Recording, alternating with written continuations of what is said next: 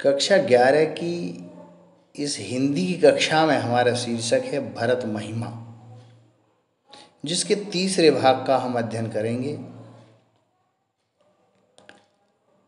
जब भरत श्री राम को मनाने के लिए वन जाते हैं, यह समाचार श्री राम को वनवासियों द्वारा जब प्राप्त होता है तो लक्ष्मण श्री राम से कहते हैं, यह आशंका व्यक्त करते हैं, वह कहते हैं कि भरत राम को मारकर निष्कंटक राज्य करना चाहते हैं। परंतु श्री राम लक्ष्मण को समझाते हैं कि भरत की ऐसी भावना कभी नहीं हो सकती। तो लक्ष्मण के मन में जो शंका है उसको दूर करते हुए श्री राम लक्ष्मण को समझाते हैं कि भरत को राज्य का अहंकार नहीं हो सकता है, घमंड नहीं हो सकता है। ये बात कही गई है। क्या कहा गया है कि भरतई होए न राज मधु विधि हरि हरि पद पाए, कबौ की कांची सीख रणी क्षीर सिंधु बिनसाए। श्री राम लक्ष्मण को समझाते हुए कहते हैं कि भरत को कभी भी राज्य का अहंकार नहीं हो सकता है। भरतई होए न राजमद, भरतई माने भरत को, होए माने हो सकता है, ने माने नहीं, राजमधु माने राज्य का, मद अर्थात अहंकार, घमंड, गर्व। भरत को राज्य का अहंकार कभी नहीं हो सकता है। विधि हरि हरिपद पाए, विधि माने ब्रह्मा, हरि माने विष्णु, हर माने शिव का, यदि पद माने स्थान, पाए माने प्राप्त हो जाए, मिल जाए। यदि भरत को ब्रह्मा, विष्णु और महेश का भी स्थान मिल जाए तो भी राज्य प्राप्ति का अभिमान भरत को नहीं हो सकता है। कबौ के कांची सीख रही क्षीर सिंधु बिनसाए। कबौ माने कभी क्या, कांची माने राई जैसा छोटे पदार्थ की खट्टी बूंद, सीकरणी माने बूंद, क्षीर सिंधु माने समुद्र को, बिनसाई माने नष्ट कर सकती है, अर्थात उसे प्रभावित कर सकती है। श्री राम कहते हैं कि जो राई जैसा छोटा पदार्थ है उसकी खट्टी बूंद क्या क्षीर सागर को नष्ट कर सकती है? क्या उसके द्वारा क्षीर सागर को नष्ट किया जा सकता है? अर्थात नहीं। जिस प्रकार राई जैसे छोटे पदार्थ की छोटी सी वस्तु क्षीर सागर को गुण विहीन नहीं कर सकती, इसी प्रकार से भरत को राज्य प्राप्ति का अभिमान नहीं हो सकता, घमंड नहीं हो सकता। अर्थात हम कह सकते हैं कि भरत की जो महानता है, अयोध्या का राज तो बहुत छोटा है, भरत के मन में अयोध्या का राजा होने का अभिमान कभी भी उत्पन्न नहीं हो सकता। ऐसा श्री राम लक्ष्मण को समझाते हैं। आगे वो कहते हैं, चौपाई में क्या कहा गया है, तिमरऊ तरन तरन मुख गिरई, गगनऊ मगन मक मेघ मिलई, गौपत जल बूढ़ई घट जोनी, सहज क्षमा बरु छाड़ई छोनी, मसक फूक मक मेर उड़ाई, होए ने नृपदु भरत भाई। कहा गया है कि भरत का जो श्री राम के प्रति स्नेह है, उनका जो चरित्र है, वो कभी भी ऐसा नहीं हो सकता कि जो भरत को राज्य का जो अभिमान है वो कदापि छू सके। प्रकृति अपना कार्य करना छोड़ सकती है, परंतु भरत को राज्य का अहंकार, राज्य का घमंड, राज्य का गर्व नहीं हो सकता है। तिमरे तरुण तरन मकु गिलई, तिमिर माने अंधकार होता है, तरन तरन माने प्रचंड सूर्य है, मकु माने चाहे, गिलई माने निगलने। सूर्य का प्रचंड जो प्रकाश है, सूर्य की जो प्रचंड आभा है, तिमरी माने अंधकार, मकौ माने चाहे, गिलई माने निगलने। गहन अंधकार सूर्य की प्रचंडता को, उसकी तीव्रता को निगल सकता है। गगन मगन मग मेघ मिलई, गगन माने आकाश, मगन माने तल्लीन हो जाए, मकई माने चाहे, मेघ माने बादलों को, मिलई माने निगल ले, चाहे आकाश और बादलों को निगल ले। गगन माने आकाश, मगन माने मिला ले, तल्लीन हो जाए, मकु माने चाहे, मेघ माने बादल, मिलई माने निगल ले, चाहे आकाश बादलों को निगल ले।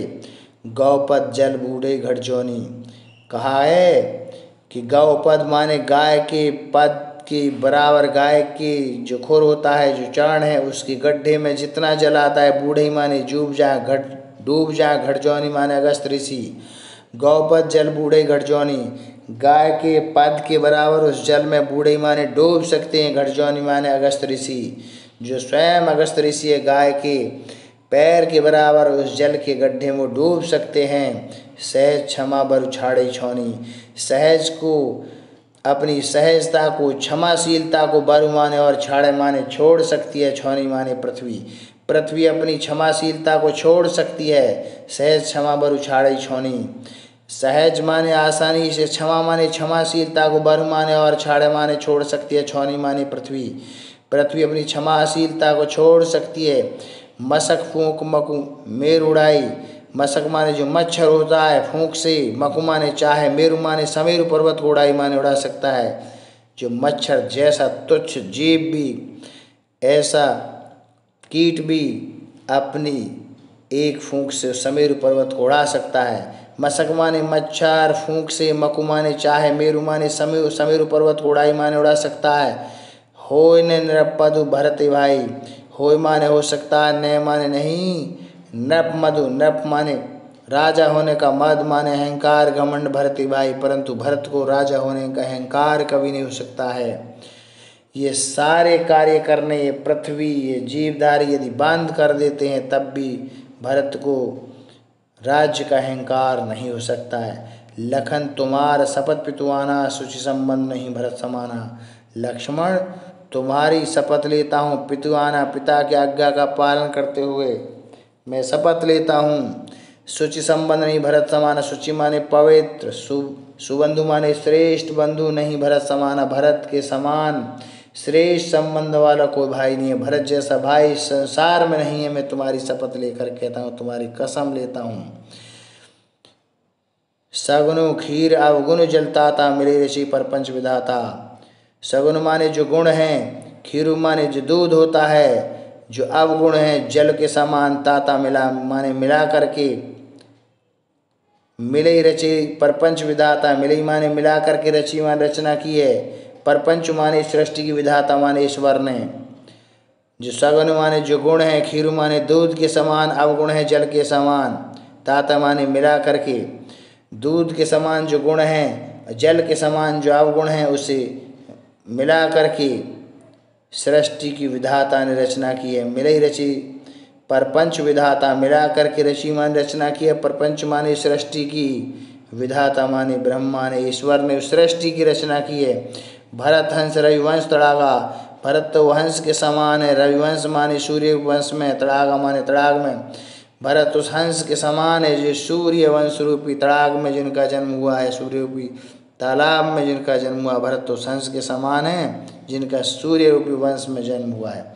जन्मे कीन गुण दोष विभागा, उनका जो जन्म है, कीन माने प्राप्त किया है, गुण और दोष माने दोषों को, बुराई को, विभागा माने अलग अलग करने के लिए।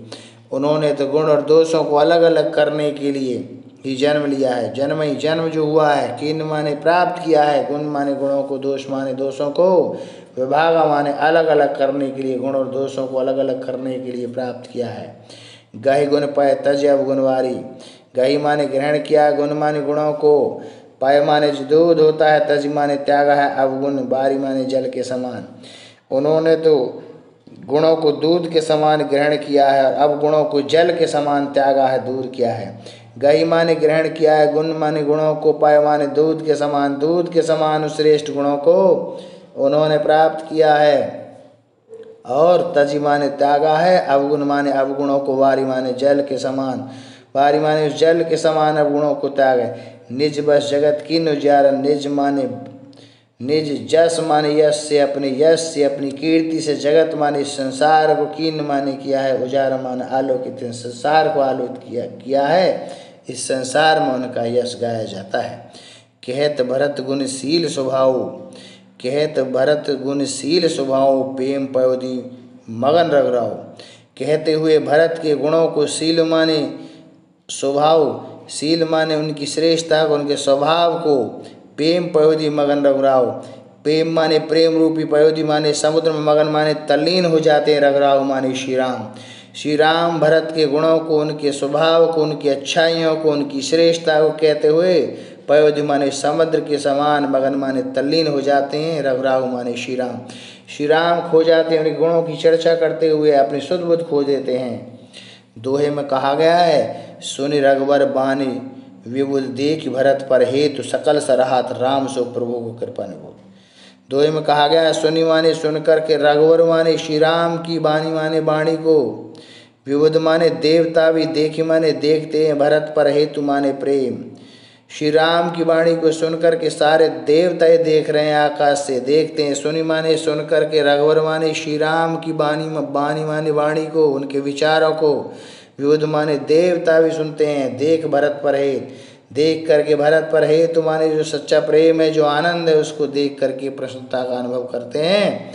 क्या कहा गया है, सकल सराहत राम सो, सकल माने संपूर्ण, सराहत माने सराहना करते हैं, राम सो माने श्री राम की, श्री राम की सारे देवता सराहना करते हैं, प्रसन्नता करते हैं, प्रभु को कृपा ने किया। तो प्रभु माने श्री राम तो कैसे हैं, कृपा के भंडार हैं, कृपा के स्वयं खजाना है।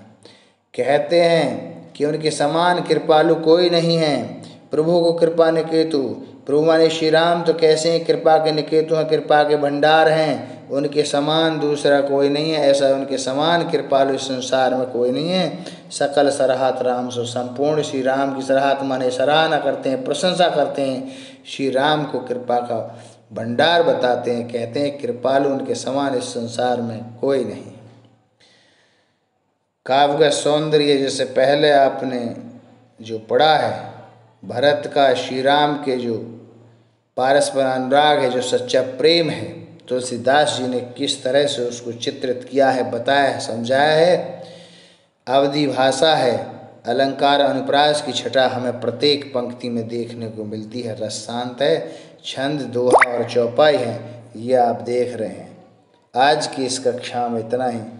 बहुत बहुत धन्यवाद।